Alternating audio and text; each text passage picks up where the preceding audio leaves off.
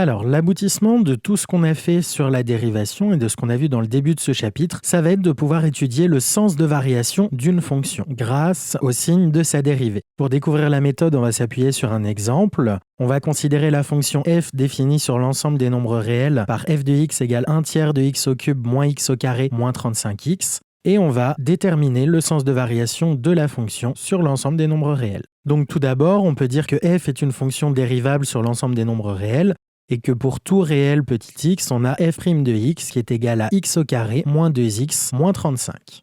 On va maintenant étudier le signe de ce polynôme du second degré. Pour ça, on va calculer le discriminant, donc moins 2 au carré moins 4 fois 1 fois moins 35, ce qui nous fait 144. Comme le discriminant est strictement positif, ce polynôme admet deux racines qui sont 2 moins racine de 144 sur 2, ce qui fait moins 5, et 2 plus racine de 144 sur 2, ce qui fait 7.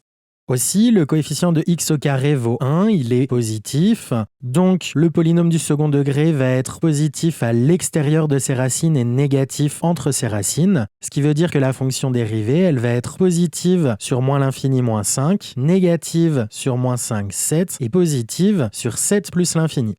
On en déduit donc que la fonction f va être croissante sur moins l'infini moins 5, décroissante sur moins 5, 7 et croissante sur 7 plus l'infini. On va résumer toutes ces informations dans un tableau de variation. Donc sur la première ligne, on va mettre les valeurs de x pour lesquelles la dérivée s'annule. Dans une deuxième ligne, on va donner le signe de la dérivée, donc positif entre moins l'infini et moins 5, négatif entre moins 5 et 7, et positif entre 7 et plus l'infini. Et dans une troisième ligne, on va construire le tableau de variation de la fonction f. Donc là où la dérivée va être positive, la fonction va être croissante. Là où la dérivée va être négative, la fonction va être décroissante. Donc la fonction f, elle est croissante sur moins l'infini moins 5, décroissante sur moins 5, 7 et croissante sur 7 plus l'infini.